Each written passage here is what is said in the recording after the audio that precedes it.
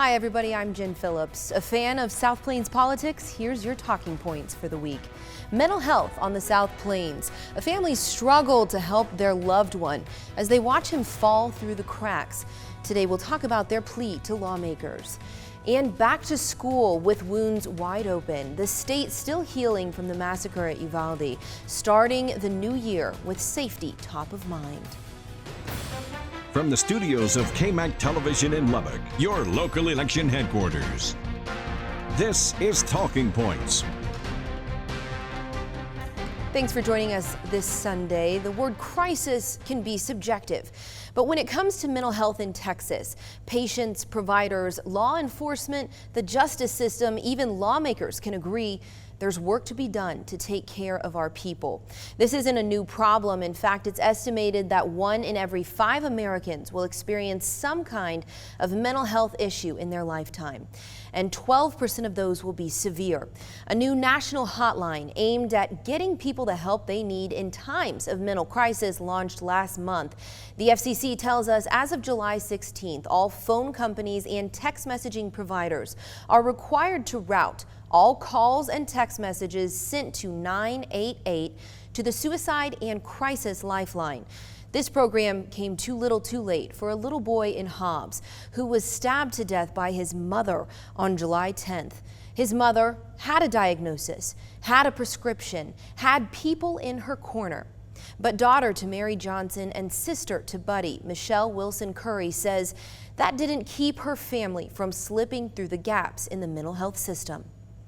There were a lot of safety nets in place that were supposed to prevent this from happening, but there were holes in the net. And he being my brother, fell through the holes. I could see the signs. There were others that could see the signs, but nobody could get anything done. She's had mental battles for a large portion of her life. Started posting around January or February that she was not taking any of her medication anymore. I actually sent the psychiatrist screenshots of some of the text messages she was sending out of concern. Because she didn't flat out say she was going to do something directly harmful, it was just vague. They couldn't do any more than that. It does take a very drastic act or something horrible happening for them to be like, okay, she is a danger. Writing state representatives, explaining the fact that something needs to change within the laws because they have the power to do that. If I could pass on a message to everybody, it's mental health is important. And it's really, really important to speak up. Now, Hobbs, obviously in New Mexico, but days after we ran Mary Johnson's story, a local family, a Texas family, reached out. They wanted us to know about their son, their brother. He too has a diagnosis, he has medication, and he has people in his corner. And yet finding help is still difficult, at sometimes seemingly impossible. His family joins me now. You can't see their faces. They've asked to remain anonymous to protect the identity of their loved one. Thank you for being here today. Thank you for having us. Yeah. Well, tell me a little bit first about your brother and your son. Okay.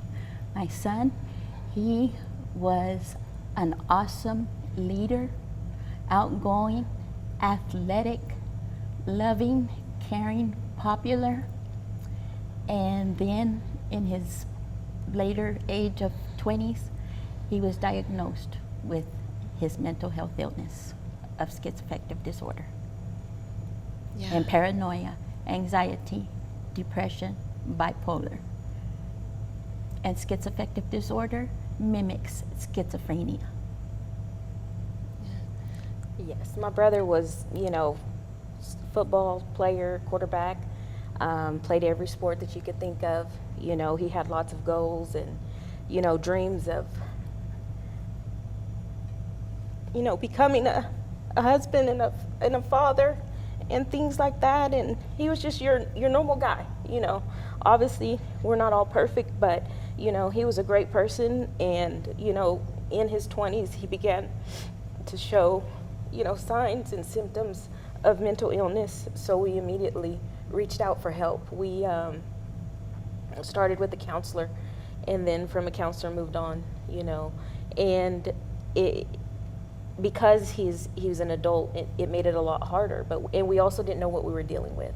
But he was completely, you know, I would say normal, or, you know, he worked, he played sports, he had tons of friends, he was popular. And it hit him, and we didn't know, you know, where to start or what to do. And the illness to us has taken over. We reached out to get help for him, but a male that starts with mental illness usually starts in their 20s, and it ranges up to about the age of 28, sometimes 30. And because, like she said, he's an adult, it was very hard for us to get him help, because it's up to him to say yes or no. And also it's up to the doctors whether to keep him or let him go. But there's basic questions, 5 questions or 4 questions that they ask him. They ask him, are you hearing voices? Are you thinking of hurting yourself? Are you thinking of harming someone else? Are you thinking of committing suicide? And if he answers no to those questions, they say, you're fine, you're okay, go on your merry way. Yeah. And that's painful to hear those questions even asked. Right. But when you're an adult and you can answer no, no, no, no, there's a line to walk between personal freedom and the danger that you pose to yourself and others. Right. So I know that this has been a cycle for y'all. Right. And you're not ignoring it, and you're not giving up. You're doing all the right things. Talk with me a little bit about that frustration. Well, you know, this has been going on for 8+ years. That kind of gives you a big picture of how long we've been dealing with it and how it is a cycle. And we reached out immediately. We didn't wait. We knew something was wrong. And again, we started with counselors and then moved on to psychiatrists. And we've even gone to the law. We've Yes. gone to the judges. We've gone to the judges here in Lubbock, and they have a mental health judge, and we asked that they court order him to go to the hospital to get Long-term. help. And we were turned away. We were told there's not enough evidence, there's not enough, but we had videos, we had text messages. and it wasn't enough. So they sent us on our merry way. So one time my son was having a psychotic episode, and I live in Hockley County. And in Hockley County, they want them to receive the help they need instead of putting them in jail. And I drove from Lubbock County to hit Hockley County so that my daughter could call them. And they came and met us on the highway. They talked to him, and they took him directly to the hospital. And that isn't what they do here. They take them to jail instead of taking them to the hospital, getting them sedated, then telling them what's going on, because they're in the psychosis, they're in the psychotic, and they don't know. And they take them to the jail, and then that gets them in the criminal side of it, and then they get charges on them, and then it's just something else added to what we're already going through. Another layer. Yes. Right, absolutely. Yes. And you know your brother, you know your son.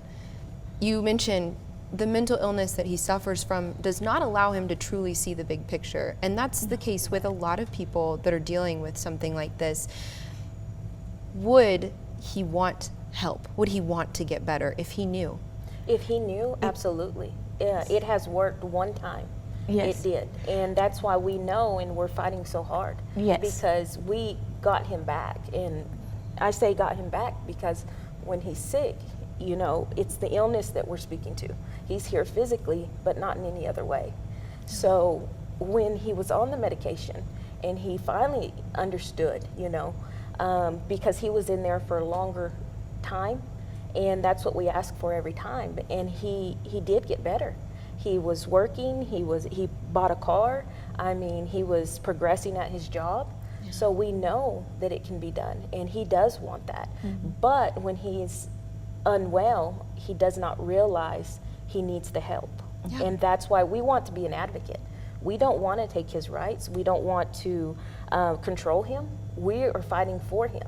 This is a matter of life or death in some situations. Yes. And we're trying to save him. That's all we want. We don't want to take anything away from him. And the laws need to be changed because, like I said, in a male, it hits them in their 20s. We can't do anything. Had he been 18 or lower, we could have. But any over 18, no. We were already at a disadvantage. When the illness starts as an adult, we're at a disadvantage. We have no control. And he's not in a state to where he would sign over his rights, you know, to us because he thinks he's okay. He thinks we're the ones that are sick, you know. And so it's a complicated situation, but if the laws aren't changed, you know, unfortunately the story that you aired, we're going to continue to see headlines like that, you know, and that's what hurts me the most because I want my brother well, but I want this to impact and be a difference for everyone. Everybody, everyone that has because mental it's health. needed. In my inner circle, I can list at least 10 people that are affected by different levels of mental illness, and they cannot get care. Texas Tech, we've called Texas Tech, and it's 6 months or longer for an appointment just to see a doctor. We've called hospitals. We've also asked the crisis team that comes out with law enforcement. I see the same crisis team at different locations when we've had issues, and they tell us the same thing. And I asked him, is there a way that he can do long-term care in a hospital, in a facility near Lubbock or in Lubbock? And they said, honestly, I'm going to be honest with you, there's a wait list of over a year. Because the And need is so so there's high. no Right. resources, there's not enough hospitals, and like I said, they end up into the criminal part of it, and they go to jail, they go to prison, and our prisons have become the psychiatric hospital or the asylum for our mental health. And a prison worker is not equipped to do that. Right. They're not getting healing No. when they're incarcerated. No. Yeah, and that's something that was echoed with, we will speak with in just a moment, a justice of the peace who echoed that same sentiment. That's not the training that they've received there, so they're not going to get treatment when they're incarcerated. I like that you've mentioned two things. You've mentioned legislative changes and you've mentioned the need for resources. Yes. Which do you think is a greater need? Law changes or I law think that changes the because law of law change- the changes, law then needs there to will be change. resources. Right. We hope Yeah. with the laws changing, where we can help them when they're an adult, because when if they're an adult, it's difficult right now. Yeah. Very hard, and you can lose them, or you can hear a story like what you had. Yeah. And it's hard to watch that because you know. Right. Well, I appreciate so much you guys taking the time to bravely tell your story. This isn't easy, but what you're doing is very important and very brave. So thank you Thank so you. much Thank for you. coming on here. Thank you. And when we return, we will talk to the Justice of the Peace in Hockley County that has dealt with cases like these. We will talk to Star Care and mental health professionals who deal with cases like these. And we'll talk with a state senator who writes laws, changes laws, and gets resources like these. Coming up after the break.